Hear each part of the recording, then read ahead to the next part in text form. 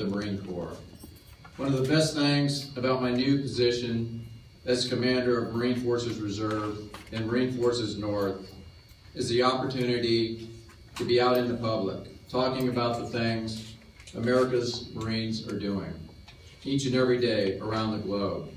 But it is really special to be here today to award the Navy Cross to Ken Altazan. Before we award Ken today with the Navy Cross for his actions in Vietnam, let me tell you a little bit about today's Marine aviation. Marine aviation today is undergoing probably the greatest transformation it has ever undergone. We are in the midst of transitioning to the F-35B, the MV-22, the UH-1 Yankee, the AH-1 Zulu, and the KC-130J.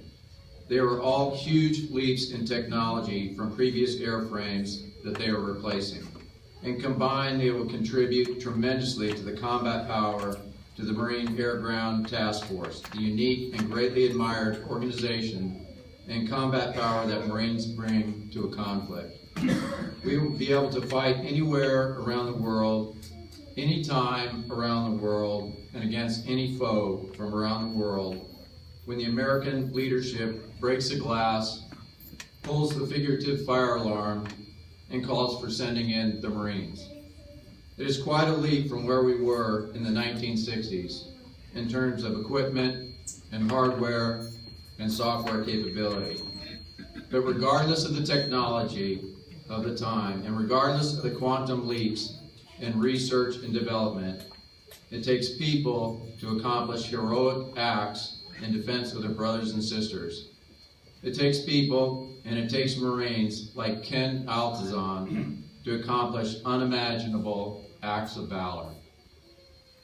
We will never be able to manufacture the bond between Marines. That human element cannot be replicated, and that's a fact the Marine Corps will always prize above all else. We will never be able to manufacture the bond between the likes of Ken Altazan and his Marine crew. As you will hear in a moment, it is the absolute faith and trust we have in each other to never lose our nerve and to never leave a Marine behind. There's a saying that the conditions of war, that is to say the specifics of time and place and capabilities may change, but the nature of war, the essentials of life and death struggle between humans will not. The Marines we honor today know these things to be true. They also know that through the furnace of combat, metal is tested and steel is forged. Over time, the intensity of those days gave way slowly to a deepening sense of what they accomplished together.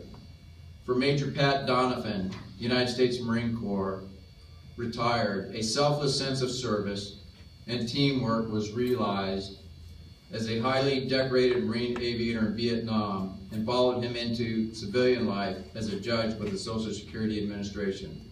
Reflecting on his own combat experience, he said, and I quote, "By my count, on every mission we are a team of pilot, co-pilot, crew chief, 2 gunners, a Navy dock, and the maintenance crew. We were and are a Marine air ground team linked by oath and blood to those on the ground we serve. We all respect the memory of our squadron mates and Marines on board who paid for the lives of their fellow Marines with their own.